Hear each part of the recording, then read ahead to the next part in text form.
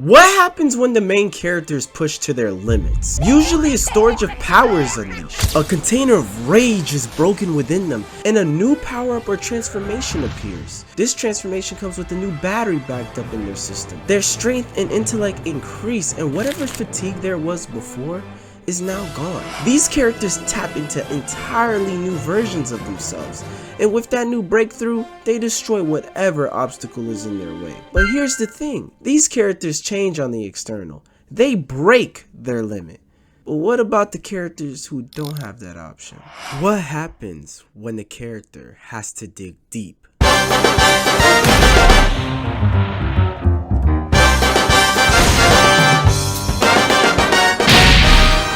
To unpack what I'm really trying to say, sometimes the protagonist doesn't have a new transformation to go into.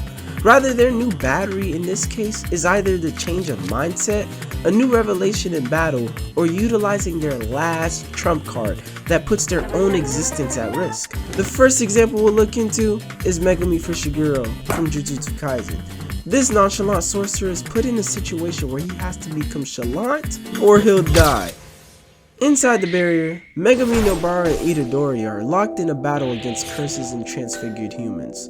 All is well until Nobara gets pulled into a portal by one of them, and the other transfigured human leaves as well. Megumi is quickly put in a dilemma where he has to make a decision, so he tells Itadori to go after him. But the real reason Megumi told Itadori to go is because he believed that he can take care of this mess. He believed he could take care of the remaining curses. They were like level 1 mobs to him. Megumi is a safe sorcerer. He likes to be in circumstances where the win is guaranteed, where the outcome is far from a gamble. And if he can't necessarily see a win, he'll just be ready to pull the plug. So when Megumi realizes the barrier hasn't collapsed because there was one more enemy, a special grade enemy, he immediately goes into a panic. This special grade curse spawns out of nowhere and haunts him, and all it took was one punch from it for Megumi to pull this hand sign out. Leading up to this moment, it's ridiculous how often Megumi is ready to hit this hand sign. I mean, you could debate all his moments of trying this were valid, but come on! In the first episode, you telling me you were about to pull out the final boss? Right here? See, the thing with Megumi, it's either we win or we all lose. But that's where the main problem lies. Megumi deals with a man versus self conflict here, because he has to push through his frame of thinking of sacrificing himself. We see this during his conversation with Gojo. He straight up just calls the man out. He makes it clear to Megumi that there's a difference between dying to win, which is the definitive guarantee that Megumi wants to cling to when summoning Maharaga, versus risking death to win. Pushing your limit even when the ending seems gray, to give it your all and innovate on a new plane. And with blood running down his face, Megumi finally grasps this idea. And he goes nuts. Oh, what the hell?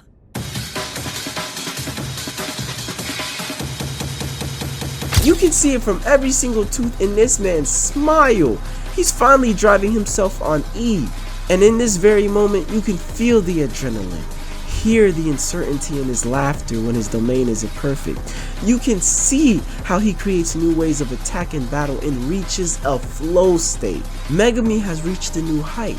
And just like that, after the special grade is defeated, he's got nothing left.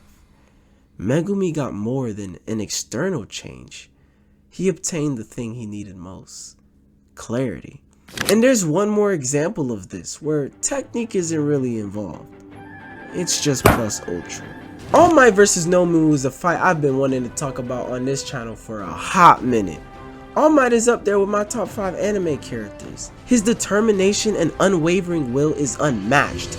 But what I love about this scene is that it exemplifies the trait of being hope no matter the circumstances. All Might makes it very clear from the beginning that he's barely got a minute left in his buff state. He has blood on his clothes, and his students behind him are worried. But the thing is, he never shows how worried he is. Even to Deku, the one who knows the truth, who fears All Might will run out of gas. Him winning this fight is deeper than a win or loss. It is to shape the future generation of heroes. To see a hero break through with a smile on his face. He says under his breath, "I must do this." A command to remind himself there is only one outcome of this fight. So when Nomu and All Might clash, boy was I hyped! This was a straight dogfight, punch after punch. Who can hit harder? Who will tap out first? And although it was for a second, the one part of this fight that sums it up as a whole was when All Might gets punched right around his liver area where he was injured, and he reacts to the pain, but his eyes glow blue as he lets out a grunt and just pushes forward. All Might's mindset was worry about the pain later, and he starts reaching that zone I spoke of earlier. Every single hit was more than 100% of his power. I feel like once All Might hit this landing right here, we all knew it was over. All Might starts giving his final monologue and sends bro to the stratosphere. I asked, what happens when the character is pushed to their limit? And while transformations and power-ups are flashy, there's something even more compelling about the ones who don't transform at all. Characters like Megumi and All Might show us that true strength isn't just about leveling up. It's also about choosing to keep going even when there's nothing left in the tank.